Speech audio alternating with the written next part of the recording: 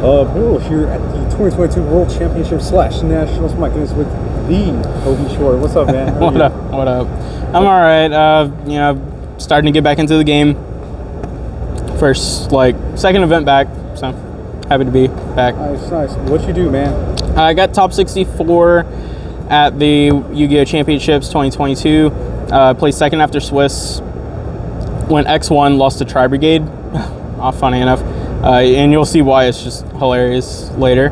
But what deck? Tell the world. Zombie Punk Adventure pile, 60 cards. Zombies. Yeah, there's zombie cards like Mizuki. Insane. Any shots before we get? Can I do shout outs at the end? Sure. Sweet. All right, show us the goo, guys. All right. So we adventure stuff, standard. Sangan package. I wanted a normal summon package. The only other one that I could have played was Carbonetton and Galaxy Serpent, because Galaxy Serpent's a light monster. But most of my hand traps are lights, so I wanted the extra dark. And hitting Sangan off of Zombie Vampire during your turn and linking this away, you can search whatever hand trap you need after you mill 4 from their deck, so you get to see what they're playing, and you can really filter out your hand trap lineups. I didn't really get to do full combo very often. I think I sided someone twice this weekend. But just playing a tempo game with hand traps and Omni to get on board is generally enough to win the game. This card was really good, and this card obviously just sucks, but you have to play it. I played a somewhat big Punk engine. Most people play this, but this deck, I was already struggling to keep it down to 50 cards, so I was I really want extenders, and this card can be another starter card if you don't see right. And this card being an extender, even just having this by itself to summon this card is still really good, because this nets you another monster, it makes your fiber, it makes Baron off your play, it makes Zombie Vampire, it does everything you really want it to. And then played the Red Rose cards. In theory, you really don't have to play these cards, but they kind of help you play a very standard board instead of having to exhaust all your resources. It lets you keep your Mizukis for later, because you really just want to do the same combo that the base deck does, but you want to have a backbone to it, because that's the problem with that deck. It just doesn't have anything to fall back on. So let's get you there with as few resources as possible, and their darts. Generic tuners. This card's terrible. I really wish I didn't play this card. It could have just been another hand trap, but it came up a couple times. The reason it shouldn't probably be in the deck is because they're I'd rather just have a free extra deck slot for something else. This extra deck's really tight on this deck. Scythe, standard. This card should be banned. Fairy Tale Snow. Depending on what they play, you send Snow, but you can also send Necroworld Banshee off your Riser. You can also get to Necroworld Banshee sometimes during your natural combo, and you can get to both. But I think you have to play this card. So this is zombie cards. Just lay them out and I'll explain. So it's a really small zombie engine, because obviously these cards don't do anything on their own. These are the cards you want to hit off of Chaos Ruler, Zombie Vampire. The reason I chose this engine over something like Libromancer or anything else like that, it's a compact engine that doesn't take up the majority of your combo. And seeing these cards, if you open Mizuki during your combo with right, and you open right plus a tuner, but say you don't open any of your Punk cards, this still gets you to the exact same combo as the Punk cards would.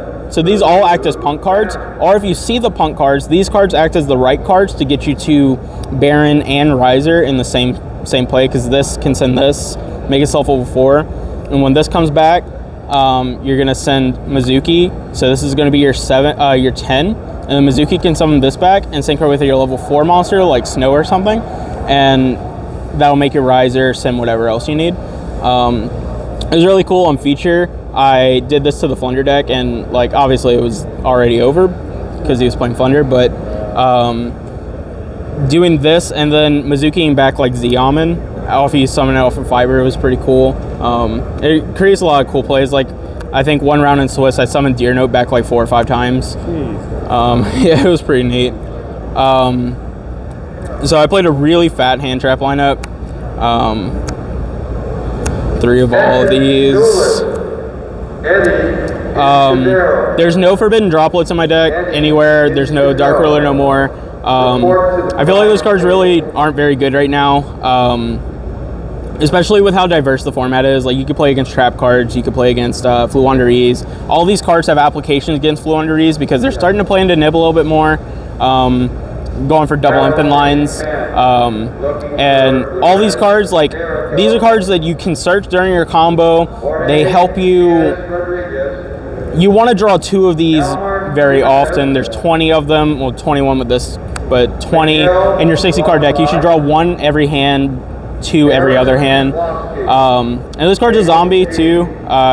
Sometimes, like, you'll grab this and normal summon it, right pitch Mizuki, and then whenever you synchro with this into Baron with your Wandering Griffin, you can Mizuki back the Ash Blossom because it's a zombie, and then synchro, make Hulk, whatever you want to do. I thought about playing Ghost Mourner instead of this because it's a zombie, but I was really glad I played this. It came up a lot, outing Fateful Adventure when you're trying to break the Punk Adventure board. And 3 right, 3 Telly, the most broken cards in the game. Basil Rose, Engine Requirements. Call by, this was my 60th card, funny enough. I don't really like this card very much, but a lot of people were playing hand traps this weekend, so this card just outperformed. Even hit it, like, even the games where it, like, I would have it and they would hand trap my Hulk, I was like, fine, you can do that, and this just trades with an engine piece, and that's just so high impact. Foolish, because this card's the god card of the deck. It gets you to whatever you need. And 3 Prosperity. I wasn't going to play this, but I think if Cody was telling me that if you can play the card, you have to play the card. It's just so impactful. With extra deck, Space Marine Tide, like you said, did Prosperity ever, like, backfire to where? No, I wouldn't say it backfired. It was just like, you really have to think ahead, like very far ahead on what you're going to use throughout the turn. Like, if you don't have the punk cards, I normally banish like Zombie Vampire and stuff and just try and not go that line for that game. You could do other lines. But yeah, it didn't really come up too much. Almirage for the Sengen play. This guy banished off Prosperity a lot. Anima, if I cut Jet, this would be cut for, I don't know, some other Link monster, probably a Link 2. Dagda Hulk, Dark.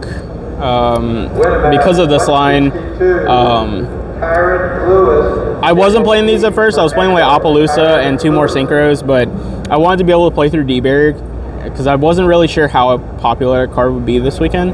But I still wanted, like, these are searchable outs to D-Barrier in a sense.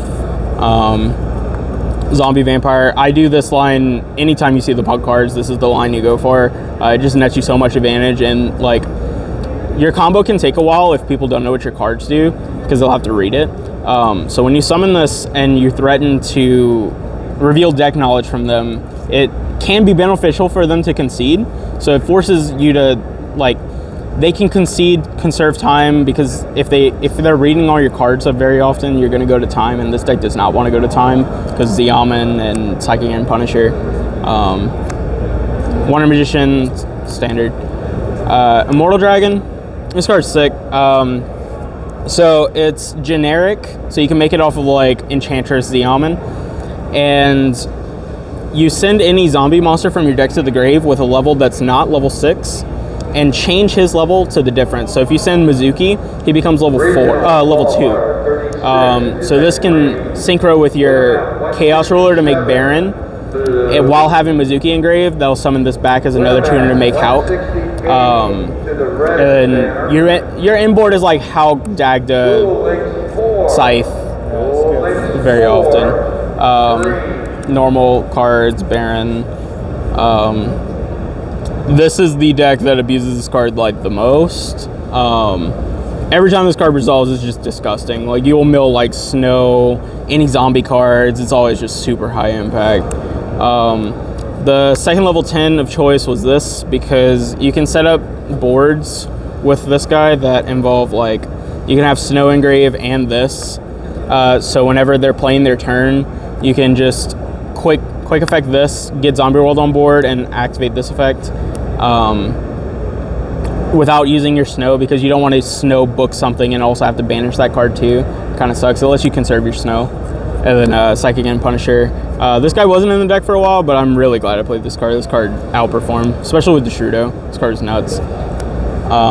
15 extra. And then side deck. Side of the 1 token collector. 3 Droll, 3 Crow. These were the cards that countered the remaining matchups that the hand traps in the main deck didn't beat. This card is really good. It's sided against like Despia and stuff. This card was okay. It was really good against Flunder, obviously, but 2 and 1. In general, I do think this deck needs to play more of this, but I had the VIP for this event, and I decided to just completely toss the trap card matchup entirely, because I figured they'd be out of the tournament by round 3. So I still sided this for like Mystic Mine, and I think you have to just side this card all the time until it gets banned. But in general, I do think this deck should be playing like Lightning Storm, 3 Twin, this.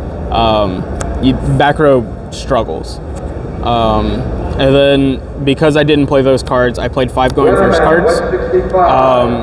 So with Prosperity, you have 8 to dig for exactly these cards. You could play 3 of this, 2 of this, but I think this is just better against every other matchup. This card, I didn't see this very often, but every time I saw it, it was just really good, obviously. FTK card. So yeah, shout outs. Shout out to everyone I came with from Lafayette, Blake, Josh, Chug, Travis.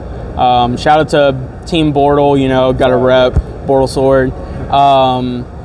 Shout out to everyone that decided not to play this deck with me. I could not convince a single person in the room to play this with me, but specifically Avery Foster, Dominic Couch, Ediception, Cody Angeloff especially, because he also was like, hey, you should play these cards, but then he turned around and played Sword Soul. He also didn't top, so sucks to be Cody. But yeah, that's really it, man. It's nice seeing you back, man. Of course. Until next time, everyone. Bortle out.